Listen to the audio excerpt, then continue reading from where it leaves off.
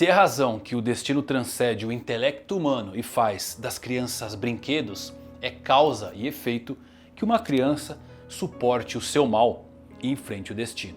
Bom, o destino em Berserk é controlado por uma mão de Deus que paira sobre eles, e um ciclo de dor e angústia, o combustível maléfico desse mundo, é criado. E isso se iniciou com Void, o mais antigo membro da mão de Deus dessa era, mas quando olhamos para o seu nascimento há 1080 anos atrás, haviam outras figuras, nos mostrando que a mão de Deus é um ciclo e Guts, Grift e Casca são uma repetição de Gaizerik, o Imperador, o Sábio aprisionado na Torre de Albion e a Dama Marcada.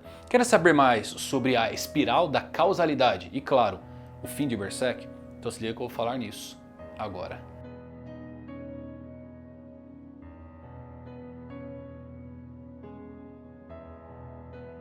Fala galera, Evandro Fusari com mais um vídeo pra vocês. Como é que vocês estão? Tão bem, né? Vídeo de Berserk é sempre bom. E eu voltando pra esse mundo tão sombrio. Tava enferrujado de Berserk, viu? Confesso que eu estava enferrujado, mas peguei pra reler algumas coisas, relembrar boas teorias e, claro, fazer ótimas conexões sobre o que o passado nos conta sobre o futuro. E uma espiral da causalidade acaba surgindo com o nascimento de Void. Sim, 1080 anos atrás, um passeio pela história de Berserk, nos contando inclusive como é o final da série. Assiste até o final, você vai gostar bastante desse vídeo. Se você é novo aqui no canal, assiste na maciota. Se gostar, peço para você se inscrever. Agora, se você é um bravo guerreiro que fugiu de um eclipse, deixa o dedão no like para dar força para esse vídeo. E agora você estuda sobre a espiral da causalidade.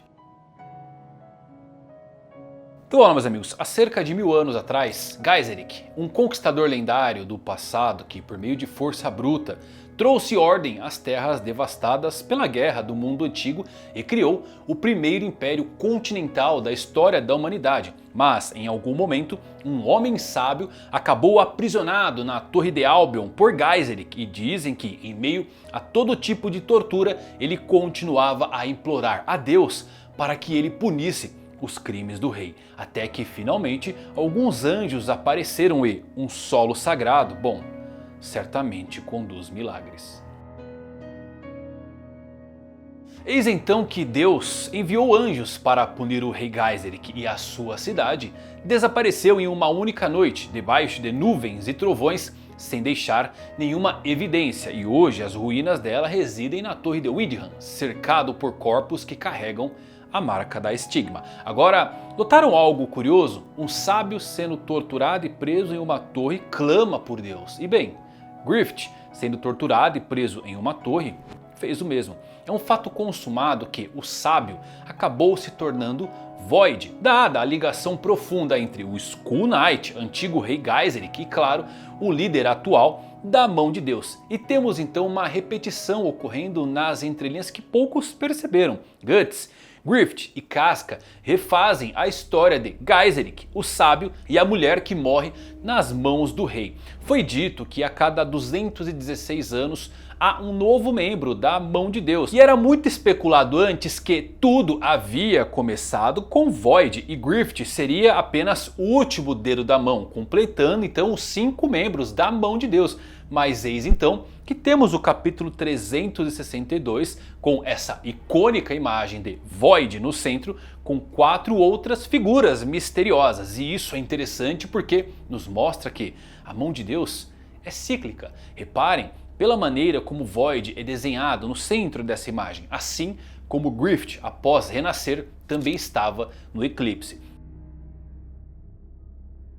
Então temos essa cena do sacrifício de Gaizerik, do seu reino e claro, de sua amada, e então o nascimento de Void. E ele foi o 5º membro de 1080 anos atrás, pois a cada 216 anos é dito que um novo membro surge, ou seja, um é substituído, sendo Void o mais novo e quando Grift nasceu, ele então era o mais velho. Então, um por um, esses membros da mão de Deus são substituídos. Mas bem, vocês vão entender. Olha só, quando o sábio foi torturado, proclamando ali os pecados do rei Gaizerik e pedindo ajuda a Deus, 4 anjos desceram e destruíram o império. Mas a questão é que é dito que houve trovões e nuvens, o que não combina com um banquete do sacrifício. A mão de Deus não age invocando relâmpagos. Como Void era chamado de sábio, ele muito possivelmente era versado em magia. E o fato de que abaixo da Torre de Windham, ou seja, o antigo reino de Geyserik, tem diversas pessoas com a marca no mesmo ponto na sua testa, indica que um culto havia se iniciado naquele ponto, muito possivelmente sendo liderado pelo sábio. Então, sabendo que Void era versado em magia, os anjos que destruíram o reino e que trouxeram as mortes necessárias para o sacrifício não eram os membros antigos da mão de Deus. Na verdade, foram os 4 reis do mundo que foram invocados por Void para afundar o reino do imperador. Os 4 reis, eles são um grupo poderoso de 4 grandes espíritos que acabam habitando profundamente o mundo astral, agindo como figuras benevolentes que amam e protegem a humanidade. Eles são documentados como os 4 anjos da guarda cardeais nas escrituras da Santa Sé, mesmo que essa religião, olha só, negue a magia. Tudo porque a Santa Sé mudou o significado desses seres astrais para combinar com sua narrativa religiosa. Inclusive, quando eles de fato aparecem no mangá, a imagem deles é bem parecida com os anjos que vemos destruindo a capital de Geyserik. E talvez não tenha sido Void que invocou isso de fato. Pode ter sido a própria Flora, que conhecia Geyserik e Skull Knight, que invocou todos esses poderes para combater o sacrifício que estava ocorrendo naquele momento e lutar contra os diversos demônios invocados. Quando mergulhamos na memória da armadura Berserk lá na Ilha dos Elfos, vemos o Rei Geyserik segurando sua amada. Considerando todos os paralelos, ou seja, Guts e Casca junto de Griffith, eu acho que o Guts vai fazer algo muito parecido, porque a Casca está com Griffith nesse momento e o Guts vai ter que fazer uma escolha, vingança ou então salvar sua amada. Olhando para a cena desse flashback, rapidamente se torna evidente que o Geyserik testemunhou um evento muito único, um do tipo que nunca nem vimos antes, porque ele nem parece um eclipse de fato. Evoca mais uma cerimônia de ocultação com o vórtice das almas desempenhando o papel de sol negro e monstruosidades tentaculares, formando uma espécie de corredor grotesco, mas olha só, não há mão nessa cena, apenas um pedestal para o grupo. Por conta do vórtice ao fundo, é difícil também não lembrar da cerimônia do Conde Slug, que em meio ao desespero desperta o seu berrelite e o leva junto com Teresia, sua filha, Guts e Puck para o covil da mão de Deus. Agora, muito possivelmente, a dama marcada é a esposa de Geyserik. O sábio certamente era um conselheiro importante, um irmão juramentado de Geyserik e possivelmente envolvido em sua ascensão ao poder. Há algum problema que deve envolver amor entre o sábio e a dama marcada, levando Geyserik a aprisionar e torturar o sábio. Sabemos que o sacrifício leva aquilo de mais importante para a pessoa e o sábio ofertou o seu amor, a dama e o reino que ele ajudou a construir. Geyserik apenas assiste ao massacre enquanto o sábio renasce como Void e junto de 4 outras figuras assistem o reino sucumbindo à sua oferenda. Quanto às 4 figuras junto de Void nessa parte, a suposição realmente que dá para tirar é que eles são a mão de Deus anterior. Eu acho que não há dúvida de que eles eram pelo menos seres da mesma magnitude da formação atual. Não eram meros apóstolos, mas criaturas sobrenaturais com um imenso poder. E esse é um ponto muito importante porque reformula toda a história sobre uma luz diferente, dependendo de qual for o caso. Nossa suposição atual, até agora, tem sido que o nascimento de Fento marcou o início de tempos terríveis. A mão de Deus estava completa com o nascimento de Fento e seus planos poderiam finalmente prosseguir. E de fato, eles prosseguiram, uma vez que Fento acabou encarnado no mundo corpóreo e ele prontamente teve sucesso em liberar a explosão do mundo astral, fundindo os mundos mais uma vez e reunindo a maioria, se não toda a humanidade, sob sua asa. Ele não está mostrando sinais de desaceleração com a criação de um segundo império que já está em andamento. Então, embora ainda não saibamos qual é o verdadeiro objetivo final da mão de Deus, não há dúvidas de que estamos nos movendo em direção a eles em um ritmo bem rápido. A minha percepção sempre foi que a mão de Deus estava almejando uma vitória final total e permanente. Não apenas atingir uma meta que então apertaria um botão de reinicialização dos membros da mão de Deus, mas eles querem obter controle absoluto sobre a humanidade e o mundo. A noção de um ciclo para eles acaba indo contra essa ideia, a menos que a mão de Deus atual seja destinada a ser a última delas. E aqui sim as coisas ficam interessantes. A ideia de um ciclo da mão de Deus em si não inova, afinal sabemos que o Grift nasceu por conta da causalidade, onde a ideia do mal manipulou a humanidade para gerar o próximo membro da mão de Deus. Então podemos supor que a cada 1000 anos ou mais, a mão de Deus vai fazer algo grandioso e nesse processo 4 deles podem acabar morrendo, ficando apenas o membro mais novo permanecendo vivo. Ao longo dos séculos, uma nova equipe acaba sendo construída e o ciclo se repete até atingirem o ápice da escuridão. Sacrifícios em Berserk nunca são feitos sem um motivo, e um sacrifício é oferecido em troca de poder. Então a questão é, o que eles obtêm com esse ciclo? Qual é o ponto? E por que seres de poder tão imenso perderiam voluntariamente suas próprias vidas para atingir esse objetivo, entrando no momento onde fica um e ele começa um novo ciclo? O que acontece com eles depois? Será que os membros que morrem da mão de Deus simplesmente se juntam ao vórtice da alma? Eu não acho que o Geyserich tenha matado 4 deles naquele ponto, porque isso deixaria de fato a armadura Berserker muito forte. O Skull Knight nos tempos atuais mal consegue lutar contra qualquer membro da mão de Deus. Então acho muito difícil que ele tenha derrotado 4 integrantes no passado. Muito possivelmente a cada nascimento de um novo dedo, uma dessas figuras antigas acaba servindo também como um banquete, um sacrifício. Muito possivelmente o desaparecimento desses dedos entrando no fluxo da causalidade servem para fortalecer o poder da ideia do mal, conforme eles entram na consciência do coletivo da humanidade e continuam propagando as dúvidas e o mal. Lembrem que é isso que gera a ideia do mal, as perguntas de por que acontecem tantas coisas ruins comigo. A mão de Deus é um canal direto para isso. E pode ser que cada ciclo subsequente vire a maré cada vez mais ao favor da ideia do mal. Void já foi um novato, o emissário favorito do Deus criado pelo homem. E é uma noção bem convincente de ele ser um porta-estandarte do ciclo anterior. Um dever que ele está prestes a entregar a Fento, pois ele vai deixar de existir muito em breve. Isso nos traz de volta a nossa questão. Essas figuras eram mesmo membros da mão de Deus? E a minha resposta é que, para todos os efeitos, eles eram.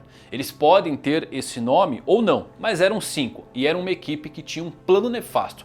Geyserich perde o controle e é consumido pela armadura Berserker que tenta impedir esse eclipse. Ele falha, sua alma é transferida por Flora para o corpo de Skull Knight, criado pelo Ferreiro Anão, para então acalmar a armadura Berserker. Ao longo da história, o Skull Knight ele deu a Guts avisos enigmáticos sobre o que viria a seguir, sobre o eclipse, sobre a encarnação, sobre o fato de que ele não seria capaz de proteger sua amada e lutar contra os seus inimigos.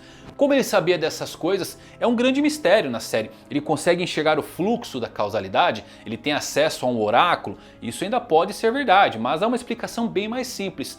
Ele sabe de tudo isso porque ele já viveu eventos semelhantes. Sabemos que há um padrão de eventos se repetindo em Berserk, com as cerimônias do eclipse, ou como a encarnação de Fento espelhou a cerimônia do seu próprio nascimento. Na casa de Flora, enquanto eles encontram e olham a armadura Berserk, o Skull Knight diz que deve ser obra da causalidade, que tal relíquia acabaria sendo usada por Guts. Mas a Flora diz algo muito importante.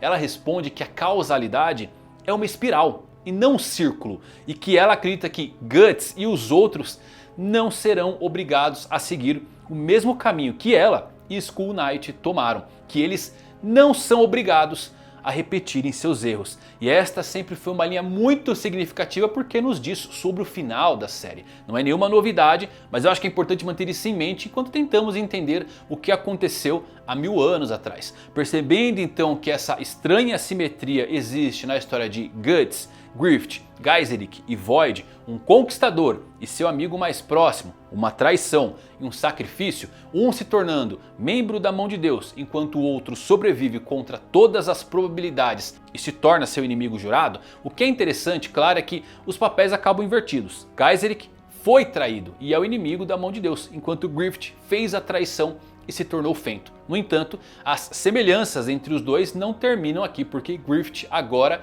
mora em uma réplica da antiga capital do próprio Geyserik e está em um processo de criar um segundo império parecido com o seu. Nem preciso dizer que acho que isso é bem intencional e nos diz muito sobre a mão de Deus e os seus objetivos finais. Isso implica que eles estão buscando o mesmo objetivo que Void e seus amigos buscavam há 1000 anos atrás: unificar o mundo. Eles acabaram de recriar o mundo do jeito que ele era após a queda de Geyserik. E por isso que eles precisavam de um conquistador como sendo um novo integrante da mão de Deus.